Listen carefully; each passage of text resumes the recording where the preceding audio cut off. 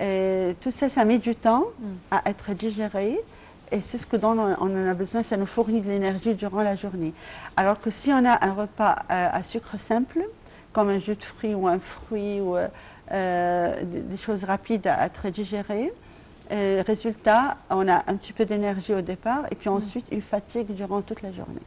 C'est ainsi qu'il faut être vraiment à prendre conscience de ce qu'on mange pendant le suhour. C'est un repas béni et très recommandé.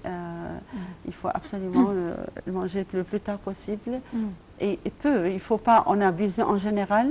Il ne faut pas prendre du poids. Ça, je recommande vivement. Ce n'est pas le mois où les gens, après, ils tombent malades. Ils ont le cholestérol élevé, le niveau de sucre est très élevé, les perturbations au niveau du cœur et des fonctions cardiaques. Tout ça, c'est à cause de quantité de sucre consommé et des grignotages entre les repas. Ils sont avides de plus, comme on vient de le signaler, plus on mange de sucre, plus on est avide de sucre. Alors c'est une punition pour eux. Il faut vraiment être conscient que c'est un mois de purification, d'adoration d'Allah, de recueil avec Allah, et non pas d'abus de consommation. Et est-ce que le système nutritif au cours du Ramadan peut être différent aussi, ça tombe en été ou en hiver? C'est différent entre les deux, le système nutritif, ou c'est la même chose?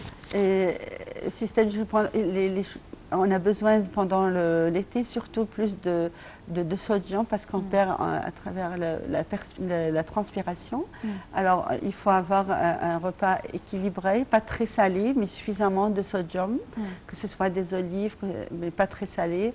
Tout est équilibré et mesurer notre tension sanguine dans le cas où on a une hypotension à cause de la chaleur et se réhydrater surtout et éviter la constipation. Et alors manger des aliments riches en fibres et des aliments colorés.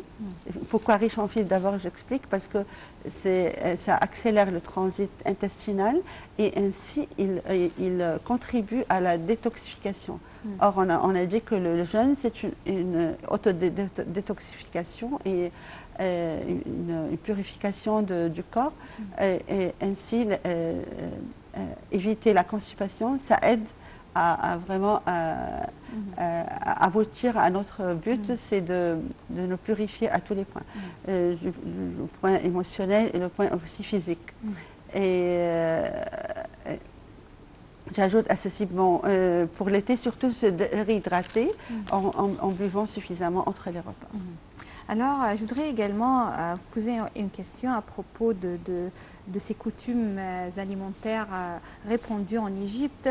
La plupart des gens, avec ce que vous venez de dire, pour ne pas gagner du poids, suppriment quelques plats de leur iftar, ne mangent pas trop au cours de l'iftar et remplacent ces plats par les sucreries.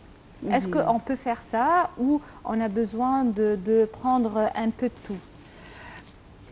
En fait, si on prend peu de sucre, il n'y aura pas de dégâts. Non, beaucoup de sucre, mais rien d'autre. Mais beaucoup de sucre, on vient de le dire, c'est comme un choc pour le corps. Et on a expliqué les effets nocifs. Vivre sur les sucreries seulement au cours du Ramadan, je vois des gens pareils. Voilà, c'est ça. Ils se disent, bon, on va se régaler puisqu'on a été privés. Alors c'est pour compenser le fait qu'ils étaient privés toute la journée. Et que bon, non, le sucre, il augmente l'acidité du sang. Et l'acidité du sang, c'est un milieu qui favorise toutes les maladies. Et le sel? Toutes les maladies. Alors, on peut avoir vraiment des maux de rhumatisme, d'ostéoporose, des troubles nerveuses, irritabilité, excitabilité. Ils ont trouvé que les prisonniers, lorsqu'on les prive du sucre, ils sont plus calmes. Ils sont moins agressifs. Alors, vous vous rendez compte, si on fait un abus de sucre, même l'enfant, il devient hyper actif. Alors, ce n'est pas recommandé, évidemment. Et le sel, il a les mêmes inconvénients. C'est pour ça les gens ils sont très en colère dans la rue. Parce non seulement parce qu'ils consomment beaucoup de sucre. Ils manquent de nicotine, mais parce qu'ils consomment beaucoup de sucre.